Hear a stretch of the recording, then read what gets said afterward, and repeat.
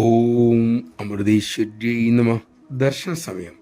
തമിഴ്നാട്ടിൽ നിന്നും എത്തിയ ഒരു ഭക്തൻ അമ്മയോട് പ്രാർത്ഥിച്ചു, അമ്മേ, എനിക്ക് മുക്തി തരുമോ? അതിനായി എനിക്കൊരു മന്ത്രം തരാമോ അമ്മേ? അമ്മ അരുളി, ശരി മോനെ, പക്ഷെ ഇപ്പോഴല്ല, നിനക്ക് കുറേ കർമ്മങ്ങൾ തീർക്കാനുണ്ട്, അത് കഴിഞ്ഞിട്ട് വരൂ, അമ്മ നൽകാം. പിന്നീട് ഒരു ദർശനവേളയിൽ അമ്മ അദ്ദേഹത്തിന് മന്ത്രം ഉപദേശിച്ചു. അദ്ദേഹം വളരെ തിരക്കുള്ള ആളായിരുന്നു. അതിനാൽ രാത്രി ഇരുന്ന് ഏറെ നേരം ജപിക്കും, പുലർകാലം വരെ ധ്യാനിക്കുകയും ചെയ്യും. അങ്ങനെ കാലം ഏറെ കഴിഞ്ഞു.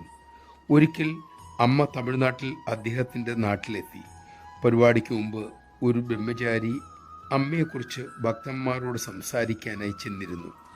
ബ്രഹ്മചാരിയെ പരിചയപ്പെടുത്താൻ തുടങ്ങിയത് ഈ ഭക്തനായിരുന്നു.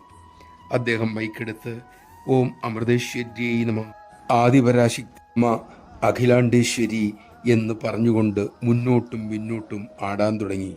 ഭാവം ആകെ മാറി. കുറച്ചു കഴിഞ്ഞപ്പോൾ വേദിയിൽ മെല്ലെ താഴെയിരുന്നു വീണു.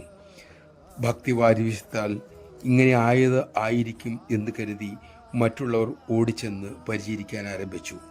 പക്ഷേ അദ്ദേഹത്തിൻ്റെ അന്ത്യയാത്രയായിരുന്നു അത്. അമ്മയുടെ തിരുനാമം ജപിച്ച് ആ സുഹൃതി ശരീരം വിട്ടു. വിവരം അമ്മയെ അറിയിച്ചു.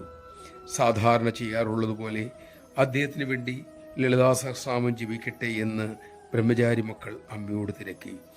അമ്മ അരുളി, നിങ്ങളുടെ പ്രാർത്ഥനയുടെ ഒന്നും ആവശ്യം ആ മോനില്ല. ആ മോൻ തൻ്റെ ലക്ഷ്യസ്ഥാനത്ത് എത്തിക്കഴിഞ്ഞു മക്കളെ. നമഃ ശിവായ.